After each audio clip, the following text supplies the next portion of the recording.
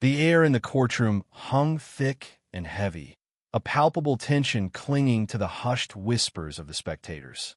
Sunlight streamed through the tall windows, illuminating dust motes dancing in the otherwise stagnant air, a silent, chaotic ballet against the backdrop of rigid formality. Brian Foster, a man whose face bore the map of countless interrogations and sleepless nights, stood on the witness stand, his hand resting lightly on the worn leather of the Bible. He felt the weight of 100 gazes, each one a silent question mark in the suffocating atmosphere. He met Judge Catherine Whitmore's gaze across the room. Her eyes, the color of glacial ice, held a familiar chill that seeped into his bones. She's enjoying this, he thought, the realization a bitter taste on his tongue. This little performance of power.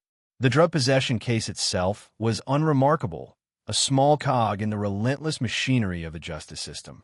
But for Foster, it was a stage, a carefully chosen platform for a much larger drama. He'd chosen this seemingly insignificant case, this particular courtroom, for one reason: Catherine Whitmore.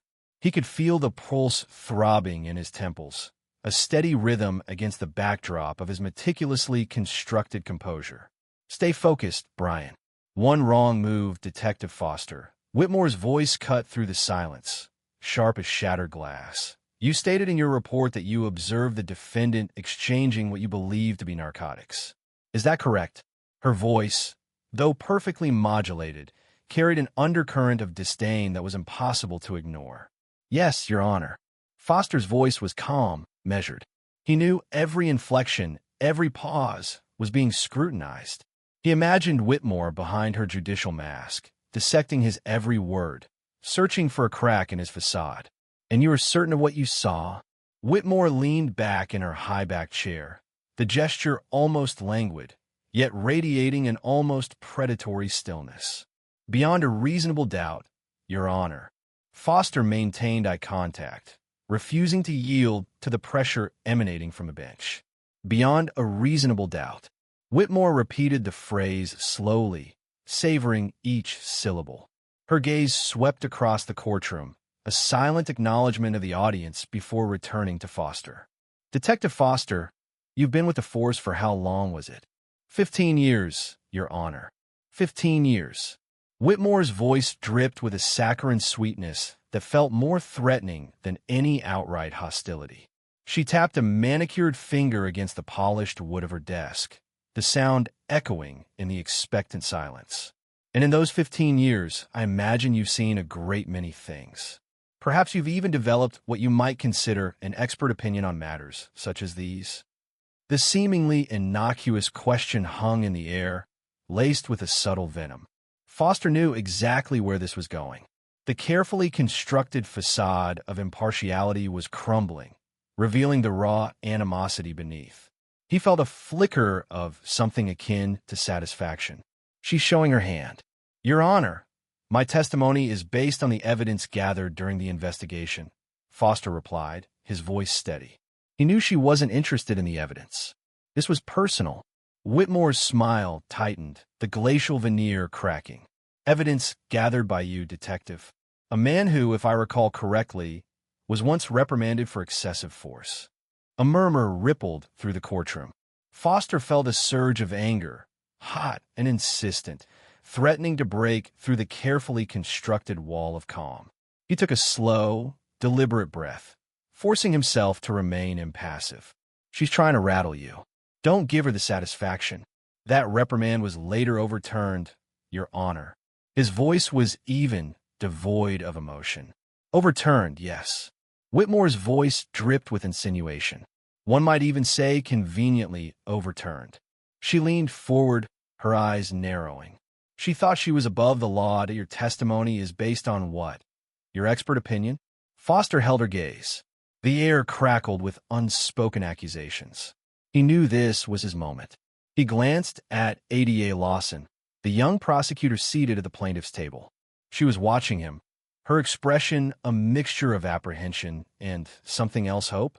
He gave her the slightest of nods, barely perceptible. "Your Honor," Foster began, his voice resonating with a newfound authority. My testimony is based on facts, on meticulous investigation, and on years of experience. But perhaps, Your Honor, your own judgment is clouded by something less objective. The courtroom erupted in gasps. Whitmore's face, usually a mask of serene control, contorted with rage. Detective Foster, you are in contempt of court. Am I, Your Honor? Foster reached into his jacket, withdrawing a thick manila envelope. Or are you simply afraid of what this contains? He held the envelope aloft, the seal unbroken. What is the meaning of this? Whitmore demanded, her voice trembling with barely suppressed fury. This, Your Honor, Foster said, his voice ringing with a quiet triumph, is evidence of your corruption, your bribery, your obstruction of justice. Evidence gathered over months, meticulously documented, and ready to be presented to the proper authorities. Ada Lawson, her face pale but resolute, rose to her feet. Your Honor, I have a warrant for your arrest.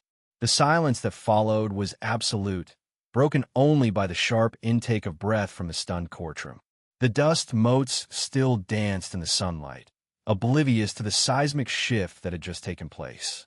Catherine Whitmore, the woman who had thought herself untouchable, sat frozen in her chair, her reign of power shattered, her face a mask of disbelief and dawning terror. The game was over. The air in the courtroom crackled, thick with unspoken tension. Each cough, each rustle of paper, seemed amplified in the sudden, heavy silence that followed Judge Whitmore's thinly veiled accusation. Brian Foster stood impassive, his gaze fixed on the judge. He felt the weight of the room's attention, a suffocating blanket woven from curiosity and apprehension. Don't react, he told himself, the words a silent mantra against the rising tide of anger. Not yet. His fingers, resting lightly on the witness stand, twitched almost imperceptibly. Control. It was everything. Whitmore, perched on her elevated throne, observed him with a chillingly detached air.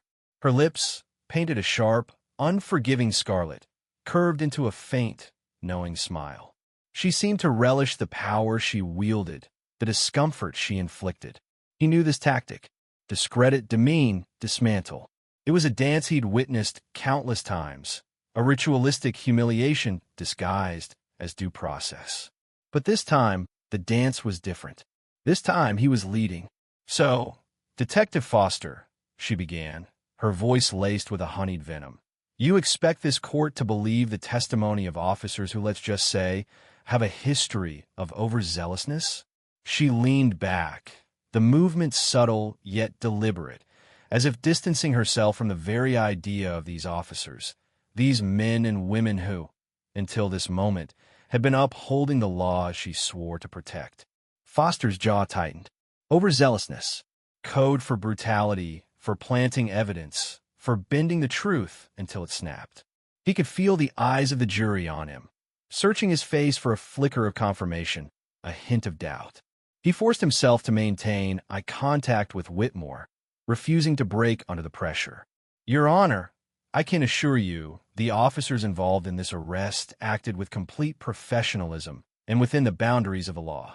Inside, his thoughts raced. She's testing the waters, pushing to see how far she can go. Assurances are cheap, detective. Facts are what matter in my courtroom. Her tone was condescending, dripping with implication. He saw Ada Lawson shift uneasily in her seat, her gaze flitting between him and the judge. He knew she was caught in the middle, a pawn in a game she didn't fully understand. Not yet, he thought, his gaze returning to Lawson's. Soon, he could practically taste the metallic tang of Whitmore's fear beneath the veneer of arrogance. She was meticulous, almost obsessive in maintaining her facade of impartiality. But beneath the surface, the cracks were beginning to show. He had seen it in the subtle tremor of her hand as she reached for her gavel, in the almost imperceptible tightening of her jaw when he mentioned certain names, certain dates. These were the tells of a woman playing a dangerous game, a game she was slowly but surely losing. The defendant, a young man barely out of his teens, sat slumped in his chair, his eyes glazed over with a mixture of fear and resignation. He was collateral damage, a footnote in the larger narrative unfolding in this courtroom. Foster felt a pang of sympathy for him, a flicker of guilt at using him as an unwitting pawn. But the thought was fleeting, quickly overshadowed by the larger objective. Detective Whitmore continued, her voice sharp, cutting through the silence. Officers like you, some of us have learned not to take your kind at face value. The words hung in the air, heavy with unspoken meaning. The courtroom, which moments before had been holding its breath, now exhaled in a collective gasp. The whispers started, low and hesitant at first, then growing in volume, spreading through the room like wildfire. Foster met Whitmore's gaze, his expression unreadable. Kind. The word dripped with disdain, with an ingrained prejudice that went beyond this case, beyond this courtroom. It spoke to a deeper corruption, a systemic rot that had festered for far too long. And now, finally, it was being exposed. He felt a thrill course through him, a dangerous mix of anticipation and fear. This was it, the turning point. He could feel the shift in the room, the collective realization that this was no longer a simple drug possession case. This was something more, something bigger.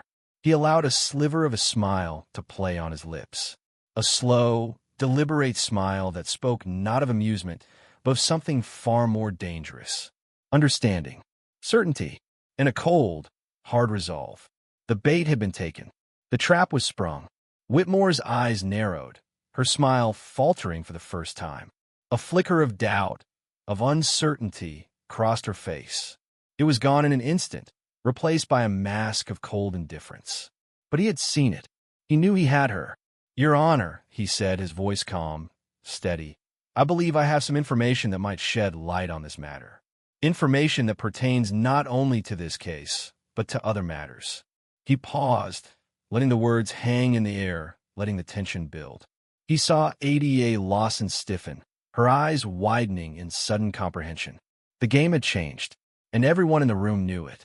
The fluorescent lights of the courtroom hummed, a sterile counterpoint to the simmering tension. Brian Foster stood rigid in the witness box, the polished with a cold contrast to the sweat beading on his palms.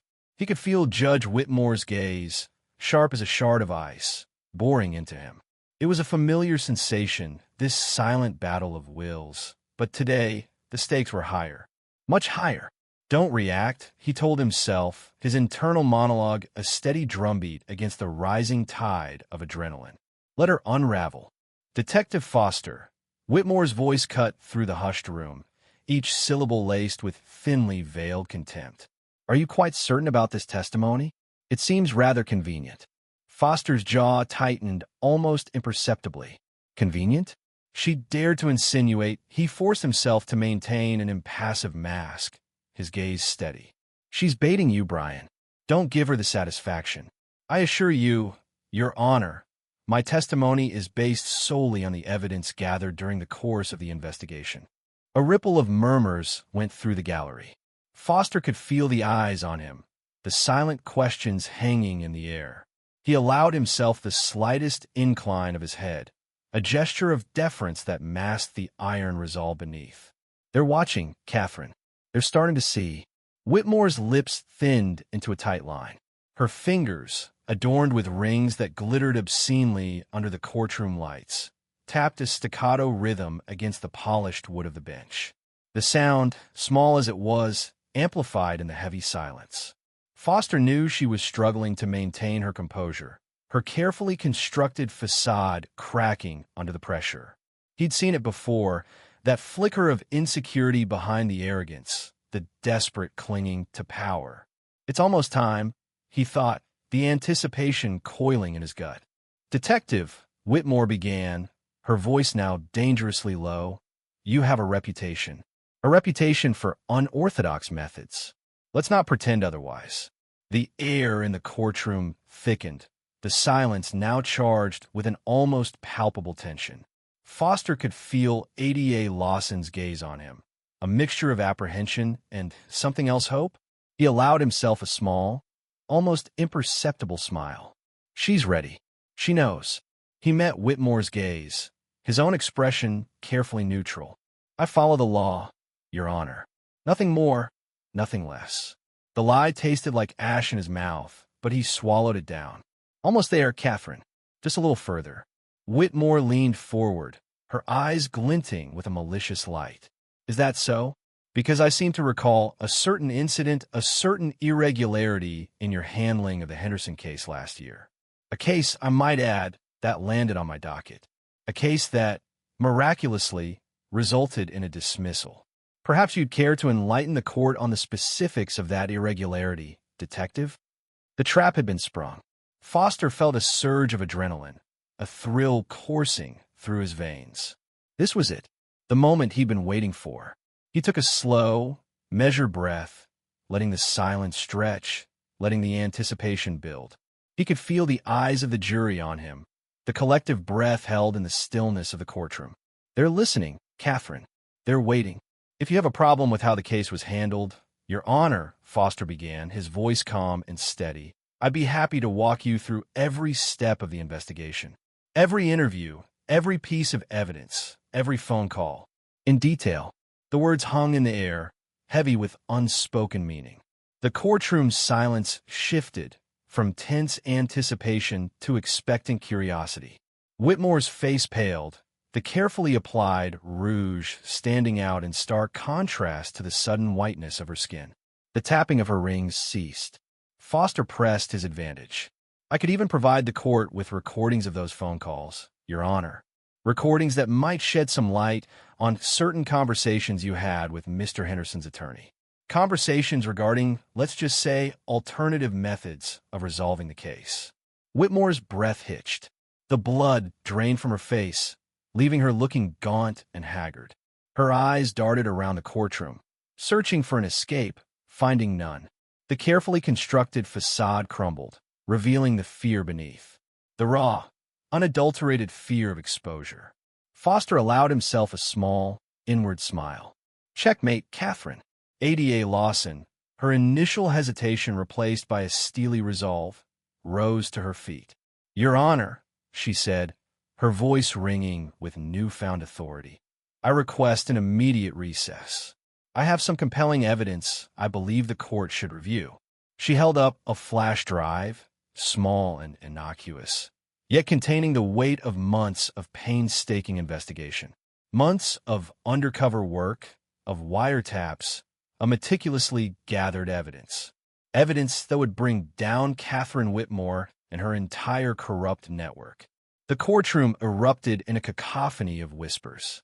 Whitmore's eyes, wide with disbelief and dawning horror, fixed on the flash drive as if it were a venomous snake. Her reign was over. Her carefully constructed world of power and influence was collapsing around her. As the bailiffs approached, their movements slow and deliberate, Whitmore's gaze locked with Foster's. In that single, shared moment, he saw a flicker of recognition, a glimmer of understanding. She knew that he had played her, manipulated her, used her own arrogance against her. And in that moment of defeat, he saw not only fear, but a strange, twisted kind of respect. The gavel fell, its sharp crack echoing through the silent courtroom, signaling the end of an era and the beginning of another. Justice, delayed but not denied, was finally about to be served. The fluorescent lights of the courtroom hummed, a sterile counterpoint to the simmering tension that filled the air. Brian Foster stood rigid in the witness box, the polished wood a stark contrast to the rough fabric of his suit. He could feel the weight of Judge Whitmore's gaze, sharp and dissecting, like a scalpel probing for weakness. She wants a reaction, he thought, his jaw tightening almost imperceptibly. She wants to see me crack. He kept his eyes fixed on the ADA, Lawson, a flicker of concern in her normally assured expression. The defendant, a young man with hollow eyes and trembling hands, seemed almost oblivious to the undercurrents swirling around him, his fate a mere pawn in a much larger game. Honestly, Detective, Judge Whitmore's voice dripped with a condescending sweetness that grated on Foster's nerves. I don't even know how you made it onto the force. Her words hung in the air, each syllable laced with disdain. A ripple of gasps and murmurs washed through the courtroom. Even the court reporter's fingers seemed to hesitate over the keyboard, momentarily stunned by the audacity of the judge's statement. Foster's pulse quickened, a flicker of anger igniting in his gut. She's overplaying her hand. This wasn't just about the drug case anymore. It was personal. He knew this was it, the moment he had been waiting for, the crack in her carefully constructed facade. He took a slow, deliberate breath, forcing himself to remain calm. He could almost taste the metallic tang of victory, but he couldn't afford to let his emotions betray him. Not yet. Whitmore leaned back in her high-backed chair, a smug smile playing on her lips. She seemed to revel in the discomfort she was causing, the power she wielded. She thinks she's untouchable, Foster thought, his gaze hardening. She's about to learn differently. Your methods are questionable, Detective, Whitmore continued, her voice laced with sarcasm. Your testimony as well. Let's just say I find it lacking in credibility. Foster felt a surge of adrenaline. She's baiting me. He could see the subtle shift in Lawson's expression, the flicker of uncertainty replaced by a dawning realization. She was starting to understand. Your Honor, Lawson began, her voice trembling slightly. Detective Foster has an impeccable record. Whitmore scoffed, cutting her off. A record of what, exactly? Arresting low-level offenders while the real criminals run free. The courtroom was silent, the tension palpable. Foster could feel the weight of the room on his shoulders, the collective breath held in anticipation. He knew he had to act now, before Whitmore could regain control of the narrative. He met her gaze, his own eyes unwavering. Your Honor, he said, his voice steady and clear. I'd like to submit new evidence. Whitmore's smile faltered, a flicker of unease crossing her face. Evidence? What evidence? Evidence pertaining to a different case, Foster said, his words deliberate and measured. A case involving corruption, bribery, and obstruction of justice. The courtroom erupted in a cacophony of whispers and gasps. Whitmore's face paled, the blood draining from her cheeks. She opened her mouth to speak, but no words came out. Foster turned to Lawson, a subtle nod of acknowledgement passing between them. He could see the gears turning in her mind, the pieces of the puzzle falling into place. She took a deep breath, her voice regaining its strength. Your Honor, she said, addressing Whitmore directly, I believe Detective Foster has uncovered evidence implicating you in these crimes. Whitmore's eyes widened in disbelief. This is preposterous, she sputtered, her voice shaking. This is a blatant attempt to discredit me. Foster remained silent, watching the scene unfold with a detached calm. He had planted the seed, and now he just had to watch it grow. Lawson turned to the bailiff. Please place Judge Whitmore under arrest, she said, her voice ringing with authority. The bailiff hesitated, glancing nervously between Whitmore and Lawson. Whitmore's face was a mask of fury, her eyes blazing with rage. Don't you dare touch me, she shrieked, her voice echoing through the courtroom. I am the law, but the law, it seemed, had finally caught up with her. The bailiff, emboldened by Lawson's unwavering stance, approached Whitmore. He placed his hand on her arm, and for a moment, the courtroom held its breath. Then, with a sudden, swift movement, he handcuffed her. Whitmore struggled against the restraints, her face contorted in a mixture of anger and fear. The illusion of power and control she had so carefully cultivated had shattered, leaving behind only the raw, exposed vulnerability of a cornered animal. Foster watched as she was led away, her head held high, a defiant glare in her eyes. He felt a sense of satisfaction, a quiet triumph. He had played a long and dangerous game, and he had won. But the victory was bittersweet. He knew that the corruption he had exposed ran deep, and that the fight was far from over. He also knew that Judge Whitmore, even in defeat, was a force to be reckoned with. Her silence, as they led her away, spoke volumes. It hinted at secrets yet untold, battles yet to be fought. And in the echoing silence of the courtroom, Brian Foster knew, with a chilling certainty, that this was just the beginning. The fluorescent lights of the courtroom hummed, a monotonous drone against the rising tension. Brian Foster felt the weight of Judge Whitmore's gaze like a physical pressure, a palpable animosity that seemed to crackle in the air. He'd faced down-hardened criminals, stood firm amidst the chaos of crime scenes. But this quiet, sterile battle of wills felt strangely more unnerving. He shifted his weight slightly, the subtle rustle of his suit the only sound in the sudden, expectant hush. He'd anticipated this moment for months, meticulously planned, painstakingly controlled. Yet a sliver of doubt, cold and sharp, pricked at the edge of his composure. Was he truly ready to bring down this pillar of the legal system, a woman whose power had cast such a long shadow? Whitmore's lips curled into a thin, disdainful smile. "Detective Foster," she began, her voice dripping with condescension, "your attempts to obfuscate the facts are becoming tiresome. The court's time is precious, and I will not tolerate these theatrical displays." Her words, sharp as shards of glass, hung in the air. The defendant, a young man with haunted eyes, shifted nervously in his seat, a small cog caught in the grinding gears of a much larger machine. "She thinks she has won," Foster thought, a flicker of grim satisfaction crossing his face. He could almost taste the victory, bittersweet and hard-earned. "But the game isn't over yet, Your Honor." Aloud, he said, his voice steady and even, "I understand your concern for efficiency, Your Honor, which is why I've been trying to expedite this process." Expedite? Whitmore's voice rose a fraction, her carefully constructed facade beginning to crack. By deliberately withholding pertinent information? By leading the court on a wild goose chase? She leaned forward, her eyes narrowed, the courtroom silent as a tomb.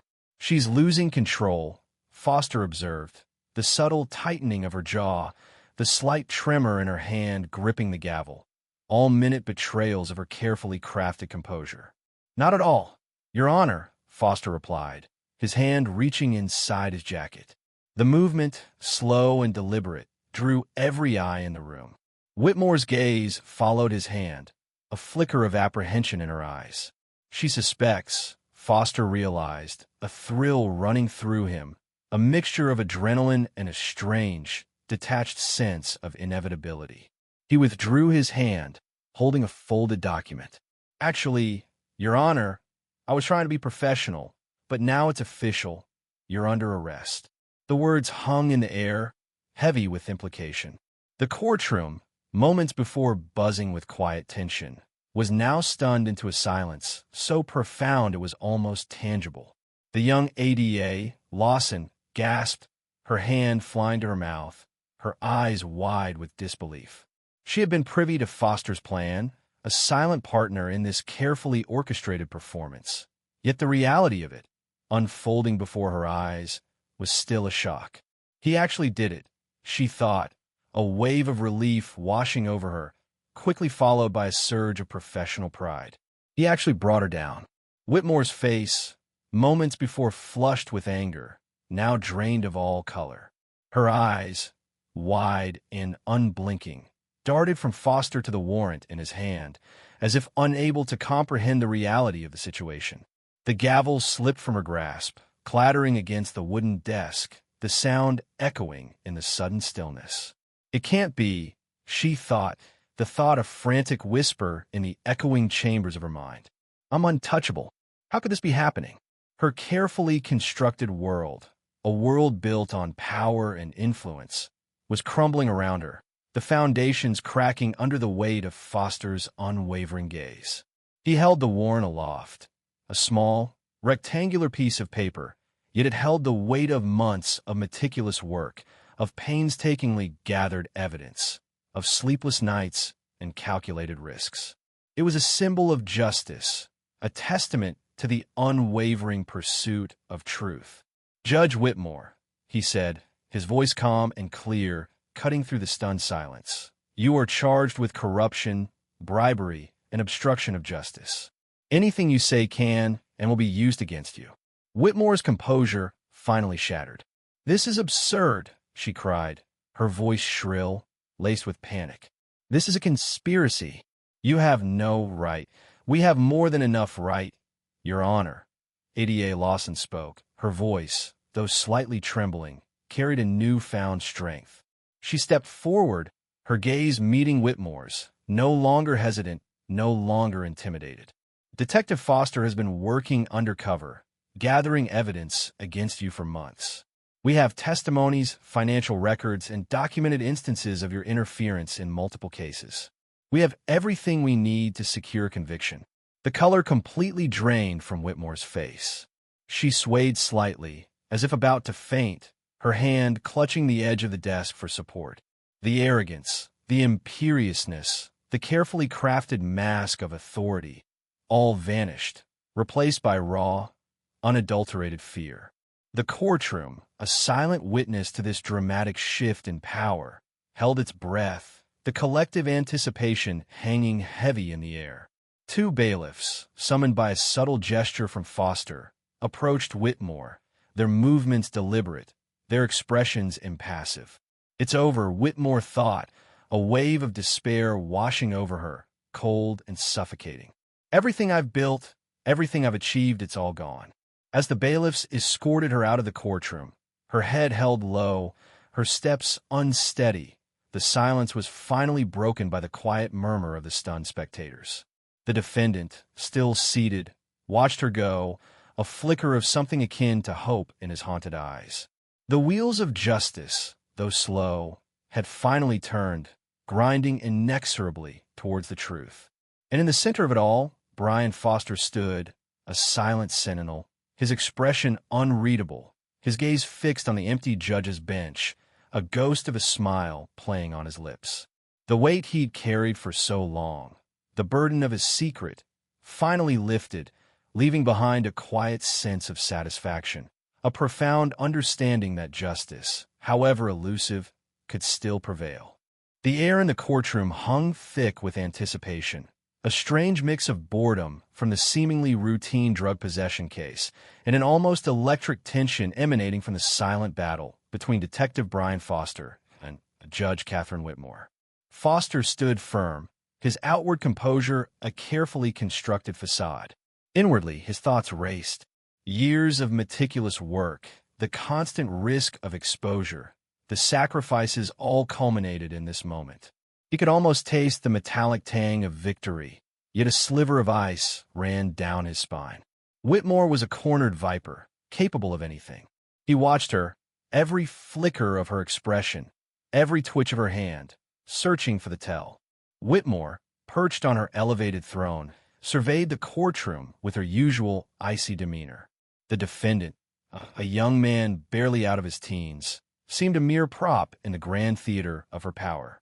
She felt the familiar thrill of control, of being the arbiter of fate. But beneath the surface, a prickle of unease gnawed at her. Foster's unwavering gaze unsettled her. It was too knowing, too calm. He suspects something, she thought, the thought a cold drop of poison in her veins. No, impossible. My web is too intricate, too well spun.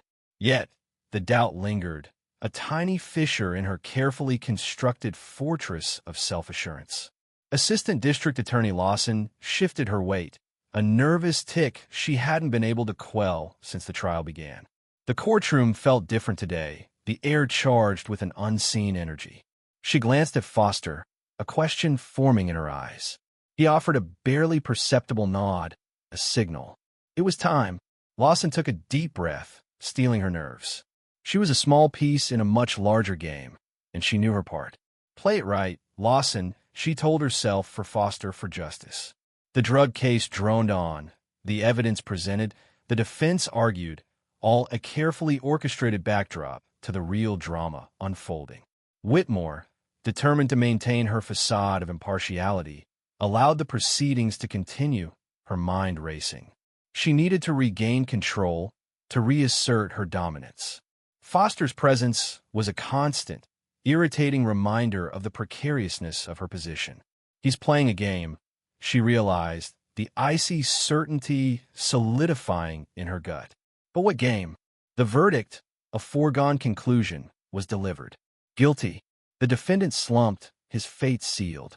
But as the bailiff moved to escort him away, Lawson cleared her throat, the sound cutting through the courtroom's silence like a gunshot. "Your Honor," she said, her voice surprisingly steady, "before we adjourn, the prosecution has a new piece of evidence to present." Whitmore felt a sudden tightening in her chest, a premonition of disaster. What evidence? What game is he playing? Her eyes locked with Foster's. In his gaze, she saw not victory, but a profound sadness, a weary understanding of the depths of her corruption. "What is the meaning of this interruption, Ms. Lawson?" she asked, her voice sharper than intended, the carefully maintained mask slipping. Lawson, emboldened by Foster's unwavering presence, addressed the court, her words carefully chosen, each syllable a nail in Whitmore's coffin. "Your Honor, we have reason to believe that the case before us, along with several others, has been influenced by external forces, specifically by bribery and obstruction of justice orchestrated by," she paused, her eyes fixed on Whitmore. "Yourself, Your Honor." A collective gasp rippled through the courtroom. The air crackled with disbelief. Whitmore's carefully constructed world began to crumble, the foundation of her power eroding beneath her feet. The whispers, the stares, the sudden shift in the atmosphere, it was a physical manifestation of her downfall. "This is preposterous." Whitmore's voice echoed through the courtroom, a desperate attempt to reclaim control, to deny the undeniable. "Ms. Lawson, you are making serious accusations without any proof." Foster stepped forward, his voice calm and measured, a stark contrast to Whitmore's rising panic. "The proof, Your Honor," he said, his gaze unwavering, "is overwhelming. We have documented evidence of your involvement in multiple instances of bribery, witness tampering, and obstruction of justice. Your network of corruption has been exposed." He produced a thick file, its contents a damning indictment of her crimes. Whitmore stared at the file, the physical representation of her undoing. Her mind reeled, the carefully constructed edifice of her power collapsing around her. The arrogance, the invincibility, the illusion of control, it all shattered, leaving her exposed, vulnerable, and utterly defeated. You set me up," she whispered, her voice barely audible, the accusation more an acknowledgement of her own demise. Foster's expression softened, a flicker of pity momentarily replacing the steely resolve. "No, Your Honor," he said, his voice laced with a profound weariness. "You set yourself up. You were above the law. That's why you're here now." The bailiffs moved in, the click of handcuffs, a final, devastating punctuation mark to her downfall. The courtroom erupted in a cacophony of whispers, gasps, and murmurs. Whitmore, her face a mask of disbelief and shame, was led away, her reign of power abruptly, irrevocably ended. The silence that followed her departure was heavy, pregnant with the weight of the revelations. The fight, Foster knew, was far from over. Corruption, like a hydra, had many heads. But for now, one head had been severed, a victory hard won, a testament to the enduring power of truth and accountability. He looked towards Lawson, a small, tired smile playing on his lips. The fight would continue, but tonight they had won.